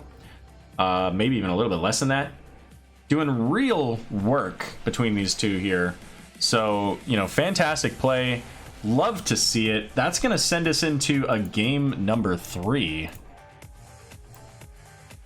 And that one going over to the red team. Show those talents as well. We didn't really talk about their level 20 talents other than a couple of them there, as we did see the Piercing Sands. Obviously, the Blaze getting that value out of that upgraded combustion, getting the movement speed and slowing everybody else down. Also, that Radiating Faith as well. A lot of value on that. So getting those kills onto the Garrosh helped them immensely. And you know what? Getting the kill, I believe it was Chromie, if I remember right, getting the kill onto Malfurion really set the stage at the end of this game. So hats off to Ace for securing that kill. You know, Lurk Patrol had a lot of, you know, great moments in this. So did Tickle Tassadar. They had some really great, you know, kill secures. They had some fantastic lockdown and CC displacement. But ultimately, in the base race, it ended up going Lurk Patrol on this one. It's going to be game number 3. So I don't know. Do they coin flip it? I don't think they do. I think that, you know what? I think that Tickle Tassadar looks. Let's take a look at the maps. See what we got. What's left? We got Dragonshire, BOE, and Braxis. So if, you know, I think I don't know if they're going to take map pick. They took first pick. Tassadar took first pick when we started. They won the coin toss. So if they take first pick, then I think that they're going to take BOE. Now, I don't have a lot to go on that other than just simply that I think that the way that they've played tonight, that BOE would benefit them. They've had the stronger early game in both games. You know, they've really pushed hard, and I think that BOE would give them... BOE's not a long map. You're not going to see typically 25-minute, you know, Battlefield of Eternity games. So I would expect to see something like BOE. I think that Dragonshire might actually favor Lurk Patrol. I think that they've got, you know, a little bit more sustain overall if they can keep the games going longer. And I think Braxis is a toss-up. I think that both teams have the potential there because it can be one of those maps that's either very short or very long. So that's my expert analysis of these two teams and the available options. Of course, there are other maps we could see on the table if they decided to go there, so we'll have to see. What else do we got here in chat? I see. We're talking about sheep. Well, okay then. All right, we've got a lobby. Where are we going? We're going to Dragonshire. Okay, well, this is where Tickle Tassadar is going to say, we're going to prove Arrow wrong. Because it looks like it was... oh, no, actually, no, never mind. This was picked by...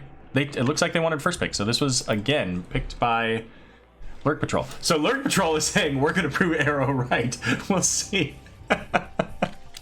We shall see. So, but you know what? Let's take a look at those brackets once again. Where do we stand on this? Well, earlier this week, Regen Phoenix took over a 2-0 victory over Regen Anomaly, sending them to the finals of the Moon River bracket. In the 2-3 spot, Tickle Tassadar and Lurk Patrol, currently sitting 1-1. And you know what? You can't expect anything less out of these teams. You know what? You can talk about cats. Cats are fun. Sheep are fun. I don't care. They're all barnyard animals, right? Hey, thanks Lulu for the gifted sub over to Valkymer. Yo, humble brag. What did I say? Oh, listen. It is. I guess it is a little bit of a humble brag. That's fair. No more ads for Valkymer. That is true. That is true. Hey, and Lulu coming in for Psychic as well. I guess you guys are part of the the dog pack. I don't know. People make up the names for their groups, right? And I feel like since my icons are both dogs and the dogs are around here all over the place, that you know, it's kind of like being part of the pack. So there you go. Hey, look at that! Alpha and Al showing up with the weenus face. Thank you, Lulu. Much appreciated. I'm sure that Psychic and Valkymer will enjoy their new emotes and ad-free viewing.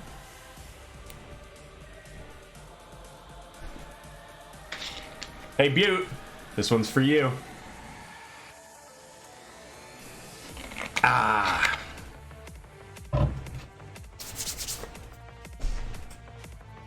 All right, folks, we're going to Dragonshire. What do you think? So we've seen... Let me tell him I'm ready. We've seen bans on the Leoric, Maiev, Sylvanas, Anduin coming out from Tickle Tassadar. And those are pretty targeted bans. Oh, you know what? Do we have high def? Yes, we do have high def. All right, let's update our list. FPS Nate, Ektar. Oh, no, it's the same as last time. Never mind. So, so we may not see a Leoric ban. I'm wondering if that was specifically targeted towards Harnock. But on the other side, Zeratul, Medivh, Chen, and Zarya. So Chen can do well here, so can Rexar. I think we'll see a Rexar ban. The question is whether they ban it early. Because if they ban it early, that leaves up the Zeratul or the Medivh. Do you want to see Medivh on Dragonshire? I don't think you do. She ain't even here. She was earlier. She was here midway. Besides, maybe she'll come back and watch the stream later. You never know. You don't know, Rek. You don't know. Wait a minute. That is not what they said. Okay, so this... So going back, I said earlier that this was Tassadar's pick. Or first pick. That's not the case. Apparently they swapped on me. So let me put that back. So Dragonshire. So yeah, Tassadar saying that they want to prove us wrong. There you go. And by us, I mean Arrow. So we're going to stick with that Maiev and Medivh. So the real question is, do they hate the Rexar? They do hate the Rexar more than they hate the thought of Zeratul. And here, are we going to see the Sylvanas? Sylvanas can get a lot of work done here. So can Alarak, though. And its first pick going over to Lurk Patrol. But it's going to be Johanna instead. Interesting. Interesting. All right, Lurk Patrol, what do you got? What do you got? So there's no Rexar on the table. We could see another Artanis. We could see Blaze. Blaze works pretty decently. They're going to need somebody who has this ability to evade, not necessarily evade, but not die to a Zeratul rotation, because they have to assume it's coming. But if it is, it's probably got to come now, because otherwise it's getting banned in the next round. I think. But we'll see. Diablo's going to be the pickup here for FPS Nate, and I like the Diablo here. It's very strong. It is going to be the Zeratul Jaina, as expected.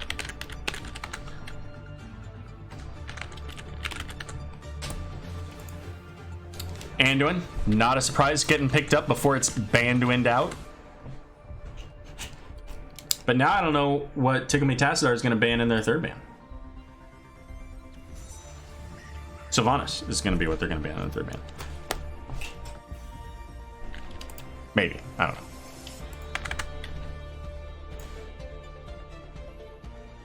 And Diablo. Cool. So we're all set. So we do still have... excuse me. We do still have a fair bit of stun potential here between the Diablo, the Blaze, obviously Anduin's with the Light Bomb. It's going to be Kael'thas is going to be the ban. And so, okay, fair enough. Fair enough. So we could still see an Alarak. I don't think we will see an Alarak because they probably don't want to play that much melee right into a Jaina Zeratul combo.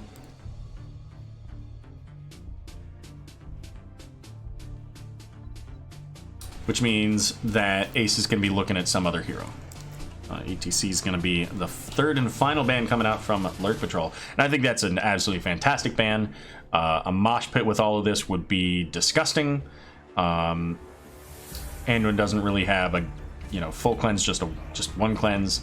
And there's not great ways yet to break the mosh. But we're going to see Rhaegar and Malthael for the solo lane and healer coming out from Tickle Tassadar.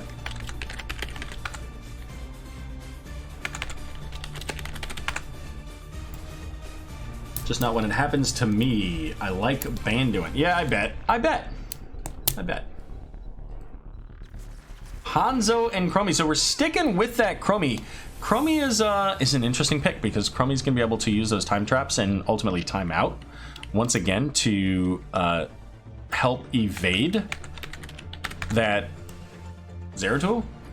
But the Hanzo, not so much. So Hanzo's got to be really careful because Zeratul can dang near global Hanzo. It's gonna be Murden, so quite the dive minus the Jaina, but there's not really any way for Lurk Patrol to get to the Jaina, so that's probably just fine.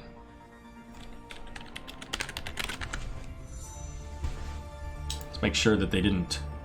Now I'm a 3 trick. There you go, 7. Or ace. Why is it 7th ace? I'll have to ask you about that later. Make sure that everybody's on the right heroes. Nobody changed anything. Looks like we should be good.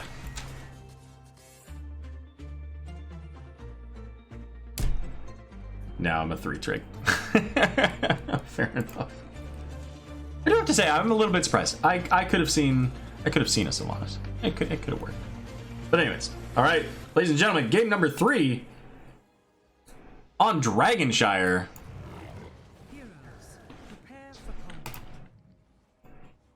On the left, Tickle Me Tassadar showing up here. We got Serenian on the Jaina. Malthael going to be played by Thickon Broomboy on the Muradin, Ogle the Great on Zeratul, and Bashing on the Rhaegar. And on the right, we've got Lurk Patrol, Ektar playing the Anduin, run around with Scissors. Ace on the Chromie. There we go. FPS Nate going to be playing the Diablo. Gunny on the Hanzo.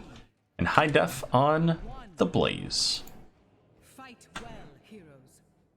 Let's check it out. We got the Stormbolt coming out. Perfect Storm from Muradin. Looking for that aggression. Getting that additional damage every time he stuns. Bold Strategy Cotton coming out from Anduin. Ektar looking to get that additional damage as well as the Renew bonus when he heals. Again, the cooldown reduction there for the Blaze. And target practice for the Hanzo. And it is going to be cleave radius here for Ogle on the Zeratul. Sticking with that cleave build. Up in the top lane. Thickon already up in the XP. As Blaze is going to be able to make it up there to catch that soak. But Diablo also rotating, trying to gather those souls. As he is looking to be a beefy boy. Not as beefy as ETC though. And Rhaegar going into the shield talent. And on a pale horse there for the Malthael. Allowing him, look at him, zooming around the map. He is going everywhere as quickly as he wants. Oh, we've got a camp invade. And so that's going to be an interesting time here. We'll see if they catch on to this. I mean, both of them went missing from the middle and top. They're doing this pretty quickly, though, so that's absolutely high value. But down here in the bot lane, Bashing is going to get caught a little bit far forward on the siege camp going in there. So, traded a kill for a bruiser camp. Now, the bruiser camp is going to get this well if... I don't think there's anything Blaze can do about it. That's absolutely... Oh, the minions showed up to be a distraction. So there you go. So maybe they do. Just barely. That mage trying to get it too. Diablo hanging out in the mid lane to make sure that Serenian is not able to just sneak up there. But this is essentially a 2 versus 3 now. As Muradin holding on to this point here. Zeratul is going to get caught by Diablo. But that's okay. He just blinks right on out of danger as Blaze picking up the top lane here.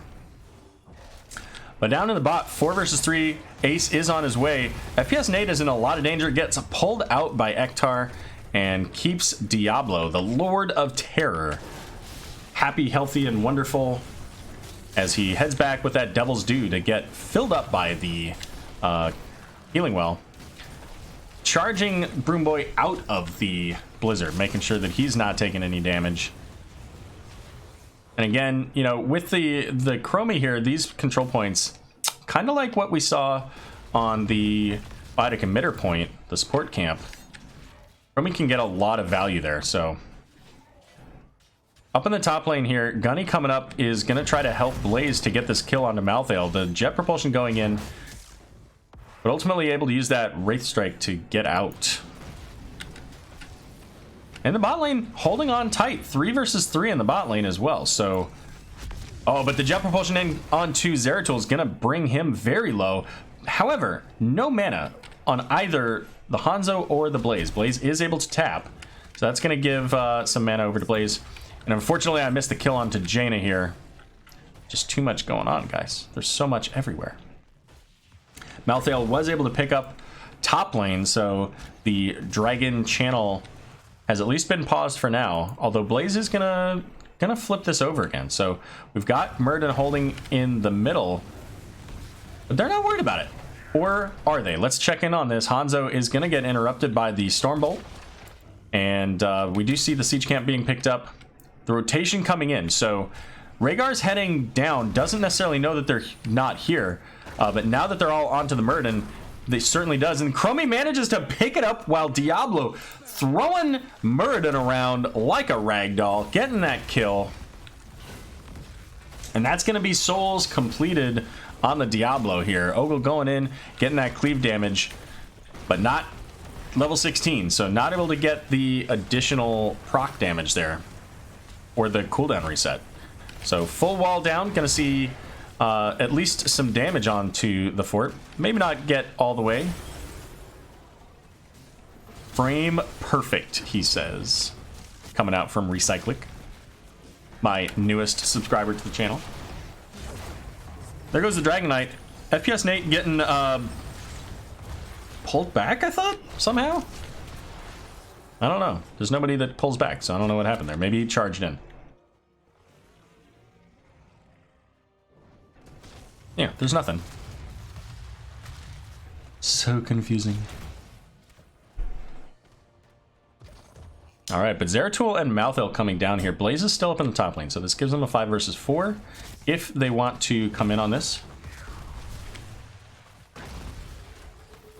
Currently just hanging out. Now this is the first game that Lurk Patrol has made it to level 9 before Tickle Me Tassadar. In fact, both prior games they were down a full level at this point, but this time they are up 3/4 of a level, so they are definitely playing a little bit more of the aggression early game here. But we do have, you know, again, top lane is slowly getting whittled away. The well is down a bit. And there's the charge, the flip onto Ogle. He doesn't have a blink, I don't think. Although he might have used his Vorpal thing. Alright, what is that called? Let's look for Vorpal Blade. That's what I was thinking it was, but it just sounded weird. Alright. Camp is being picked up here by Chromie and Anduin. Zeratul's gonna see this, but not gonna come in here. So instead hanging out on the mid. We've got level 10s. Now, this could be a problem. There is a temporal loop, but he didn't use it, so Zeratul is able to make it out. But this is 3 versus 3. We've got ults on both sides. There's the Void Prison. No Ring of Frost yet. There it is. Is going to hit one, and a big salvation coming out from Anduin, getting the kill onto Jaina. The combustion coming out as well, helping to get the kill onto Rhaegar, and Malthael making use of that Wraith Strike to keep out of danger. Might be able to make it out, but might not. As a triple kill coming out from Lurk Patrol. Currently 6 kills to none, looking for a 7th onto Ogle, trying to chase him down. And with this dragon coming out, we're going to see a rotation down into the bot lane. Diablo is on the point, so all Blaze has to do is keep Murden off of that for long enough for Diablo to pick this up. Can Zeratul stall it? He can. Is going to get a little bit of damage in the process. And Blaze just barely loses top. Yeah, no doubt, Recycling. That salvation was money. And you know what? Great call, too, because what can Tickle Me Tassadar do to stop it? A Stormbolt, and that is it. I guess, technically a Void Prison, but even that's kind of not really going to work. But anyways, we got a fight here. Ogle the Great going in onto Ace. Uses the timeout to slow down the damage there, and is able to make it. Never mind. Gets killed on the way with the Leap of Faith here. The Ring of Frost coming out does hit Ektar, but not able to get to the Diablo. First kill of the game from Tickle Me Tassadar. Ogle looking for the second one. And up in the top once again.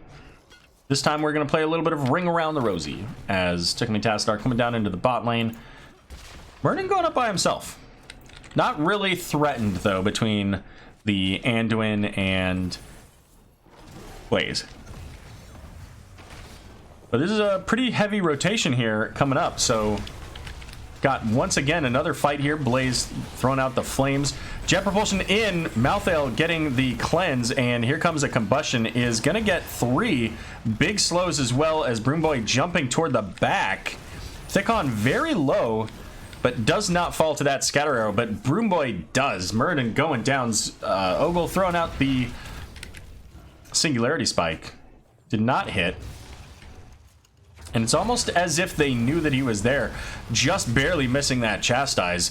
But here's the Dragon Arrow onto the Rhaegar, and now Body Blocks coming in. Void Prison coming out to potentially save Rhaegar. Looks like that will be the case. Level 13's now online here for Lurk Patrol. And Hanzo's going to pick up bot lane. Once again, we'll have to see here. Malthael doesn't have a whole lot of health, so going in on this is going to be a little bit challenging, but Blaze doesn't have a lot of mana. So we're going to see this rotation up into mid to see if we can't get a Dragon Knight for Lurk Patrol in the middle. And Chromie doing work on the Serenian. That scatter arrow was super close. And that was a cleanse as well, if I believe, onto the Muradin here. So there's no cleanse. Obviously, Rhaegar doesn't have a cleanse available anyway. Big Ancestral, though, keeping him alive. As Malthael taking top, and Zeratul did take bottom earlier as well. So we're going to see a couple rotate down into the bot lane here, trying to get this top. Just enough of a stall from Anduin to keep Muradin off there, but this is, here comes the chase. Diablo looking to maybe try to save the Anduin as the salvation coming out. Big APOC here zoning out the team, but it's going to be Ektar falling in anyway. Diablo as well looking to go down here. So that's a quick 2-for-0 here for Tickle Me Tassadar. And that should all but secure them this Dragon Knight.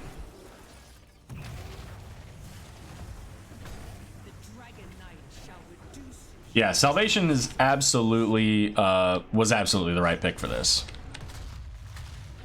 So much value.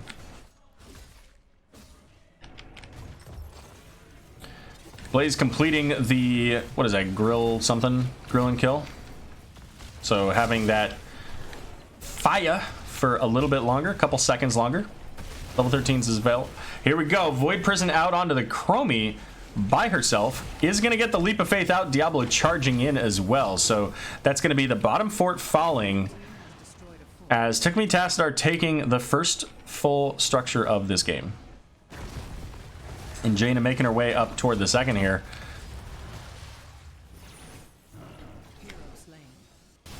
Oh, apparently Blaze fell in the top lane to the Malthael. That's what I get for paying attention to the action on the map.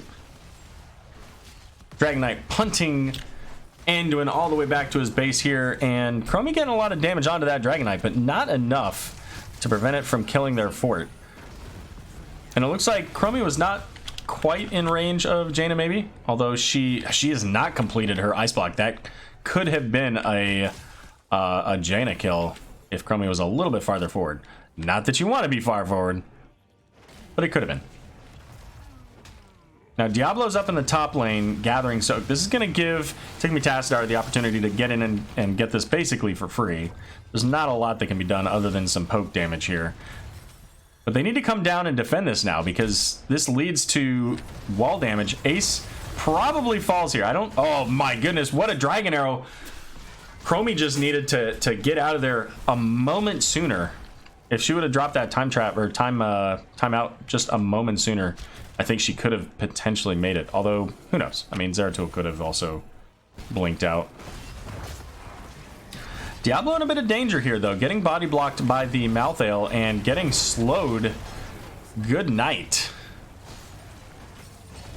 Lurk Patrol started this game super heavy and both these teams doing pretty much the exact opposite of what I said they had been doing.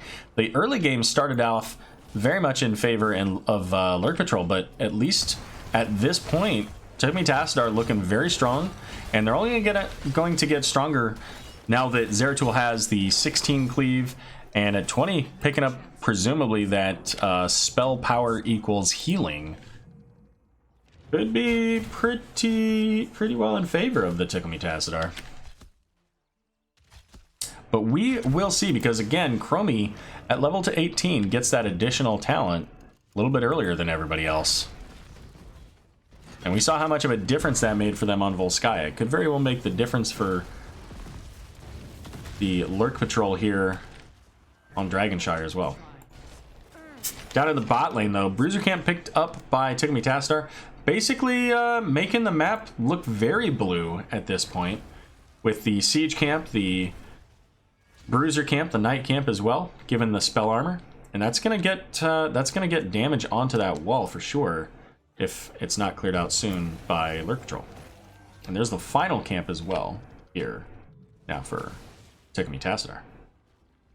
Zeratul hanging out in the mid lane, but is rotating up. This is a very dangerous place here for Lurk Patrol to be. The Leap of Faith out, but Diablo popping that Shadow Charge. Here comes the Void Prison.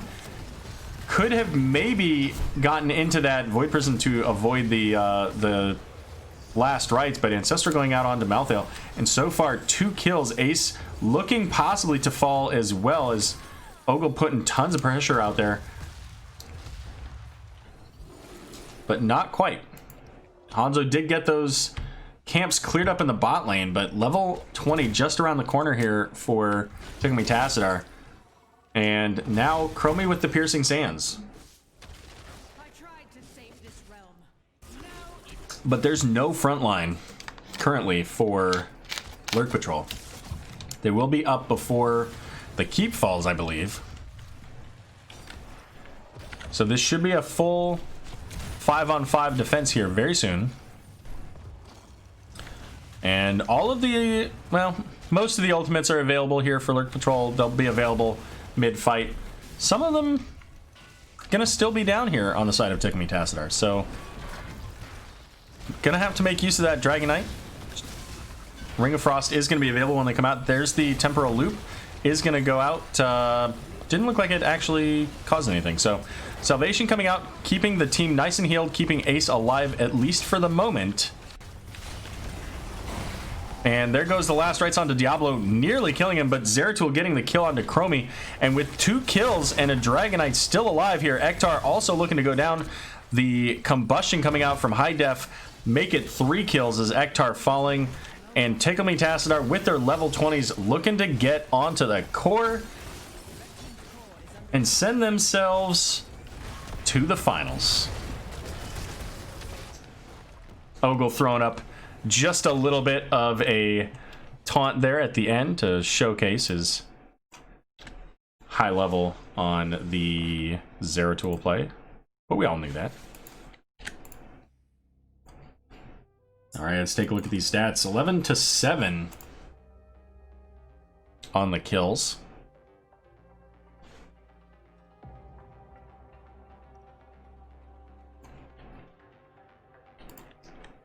And we'll show the talents again, although of course we've shown them a couple times.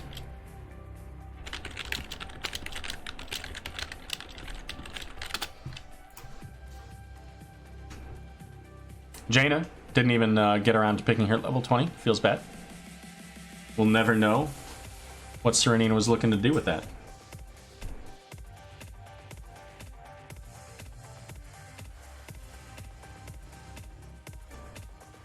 So congratulations to Tickle Tassadar. Going to be facing up against Regen Phoenix here in the finals with their victory 2-1 over Lurk Patrol. See if we can get Serenian or another member of the team over here to chat for a moment.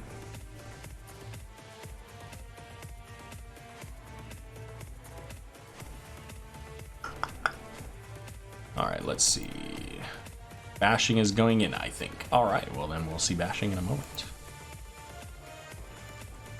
Hello, Bashing, welcome. Hello. Congratulations on your victory there. How you feeling going into the finals now? Pretty good. I felt like we had some screw-ups, but, you know, we'll tighten those up. Get back. Sure. Well, you know what? This was a fantastic match to cast. I felt like both teams played a really great game.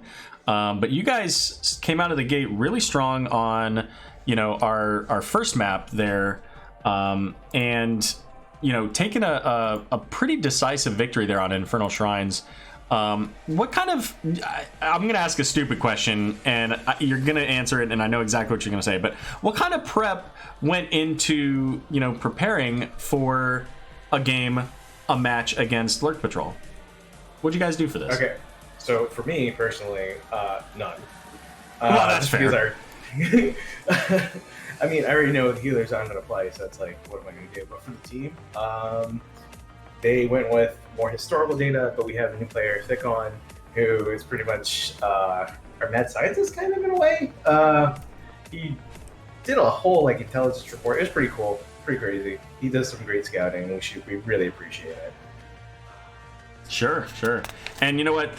Lurk Patrol is one of those teams that they swap people in and out. So, there are a lot of variables you have to consider. Who's playing, what are their primary heroes and all that. So it makes it a little bit more difficult to do a scouting report when you've got 6 or 7 or 8 people to have to consider than when you just have a set 5, right? Yeah, no, and that's why I say this guy's mad. It's because he knows them all.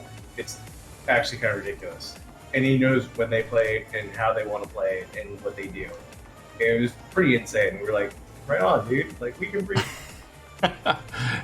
Great job. Thanks for setting all that up. So when you guys get into, so you guys had first pick on the first game for Infernal Shrines. And you know what? I normally take screenshots. I only wrote down the bands and didn't actually write down the team. So I'm trying to go back and remember. You played, was it Lucio? You played Lucio game 1, right? Game 1 was Lucio. And I was very interested because you guys played Lucio and I think Hanzo on game 1. And you played both of them into Diablo, which is, he wants you to be on a wall, and both of those heroes want to be near a wall. So how did that affect your play in game number 1, knowing that, Diablo is looking for you at all times? I never even thought of that. You just blew my mind. So, all right. Yeah. It's always great when you're like, all right, tell me about the strategy. You're like, strategy? What? Well, I mean, the cool thing about our team is we just go off, I guess, the raw skill of the other player, and we mesh well, and we have good synergy. So, yes, counter picking does work against us, but at the same time, it's you have to counter our synergy, and that's the one thing that if you saw game 2, we were just all over the place and what we were trying to do. But game 1, yeah, it was pretty good. Sure. Well, and you guys, speaking of understanding and countering your synergy, they pretty much said no Medivh, no Zeratul for most of the night, and I think we pretty well saw why in that last game.